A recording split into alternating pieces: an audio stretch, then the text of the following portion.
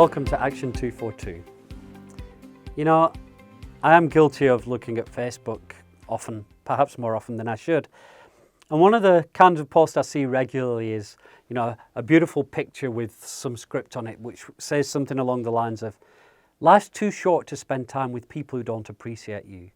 And words to that effect, rather spend time with people who love you, people who appreciate you, people who will build you up.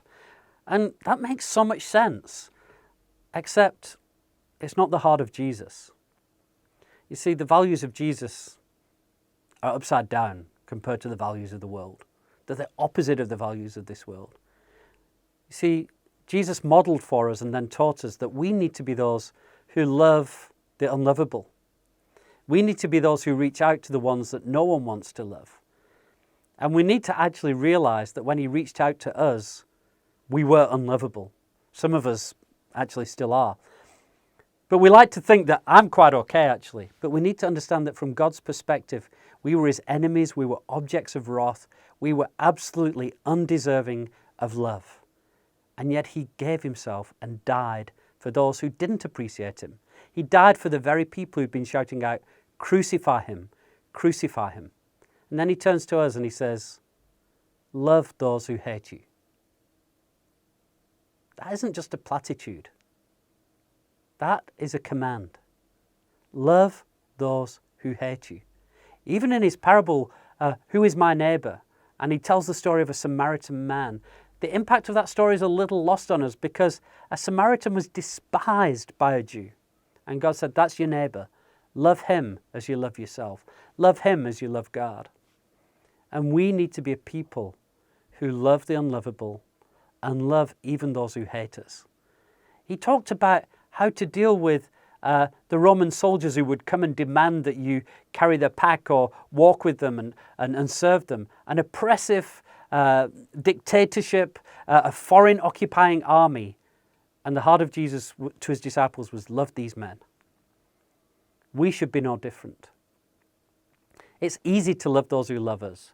It's easy to love the beautiful people and the popular people.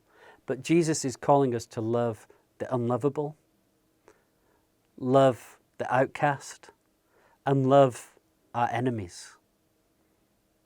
It's very hard when you're being persecuted, when you're being attacked, when you're being unjustly treated, to respond like Jesus. But we need to be a people of the Spirit. And we need to respond in the spirit of Jesus, not in the spirit of this age. And we need to live a value that is upside down. People said, don't let guys take advantage of you. Jesus' message was, love, even if people take advantage of you.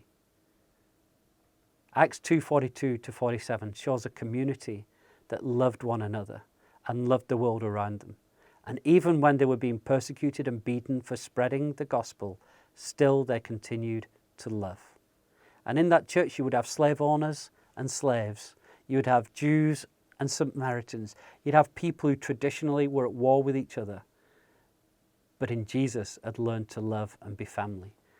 If I can encourage you in anything, it's this. Love unconditionally as Jesus has loved you. Then we will see something of the power of Jesus and his Spirit manifest through us into our homes, our families, and our communities. Let's not conform to the pattern of this world, but live with the values of Jesus Christ.